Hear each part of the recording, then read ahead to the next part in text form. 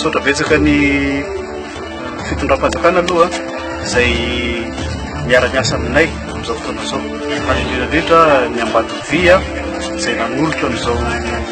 fomba izao satria izahay commune noho ny fiaraha-miasa amin'ny Ambatodia dia nivalian'ny Ambatodia ny etaeta izay nanolorany pompy satria anisan'ny mampanahirana dia mampanahirana ny vahoaka aty aminay aty zany tsy fisina rano fisotro madio zany izay zavatra zay zany no niezahanay tato amin'ny commune niarahana miasa tamin'ny Ambatodia hisorana betsaka satria hiantraika amin'ny tokantrano tsiraikiraiky mihitsiny izao ny fanomezana azy. Io moa zany ny araka lalàna misy eto amintsika dia ny rano dia efa fantatra fa izay tokony misy tambiny aloha amin'ny rano ka marina fa pompy io efa misy ihany koa zany ny organisation izay napetraka amin'ny commune amin'ireo le vondrona madinika isan-tanàna izay mampiasa an'ilay rano dia isian'ny cotisation madinika izay ahafahana amen'ireo pompy foana tsy ho tapaka ary indrindrandrindra moa misy rafitra ihany koa zany izay aty amin'ny commune ho andrafetana an'izay le andrindrana an'izay le fampaliaran'io dia efa misy ary voasoratra anaty budget commune zany izay fanampiana ny tanàna tsirairay mba ahafahana mampandeha an'ireo taona sy tamin'ny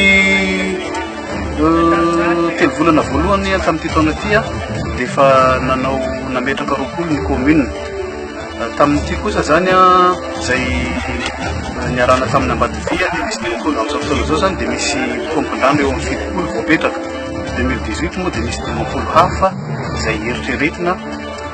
raha izay no tanteraka ny fikasanay dia ametraka isan-tanàna satria raha anohany amin'ny dimampolo amin'zato tanàna no misy amin'ity commune ity eritreretina zany dia mety ho tanteraka amin'ny fotoana izay efa metrahana isaka ny tanàna teto isaka ny vohitra zany izy. Io moa zany araky ny atao hoe ny zavatra mety ho isy zany ary tsy maintsy atao dia tsy misy fandraisana anjara ho an'izay rehetra fa hoe mikasika isan-tokantrano mampiasa anazy fa mety ho lafo loatra na dimampolo na ariary zato karazana atao hoe na isam-bolana na atao hoe isam-porovolana mba entina hikarakara anazy amin'ny pasomalina manaraka. Raha ohatra ka tonga atao hoe tanàna raika zay anaty tokotany dia faditay le olo zay aloha zany voalohany.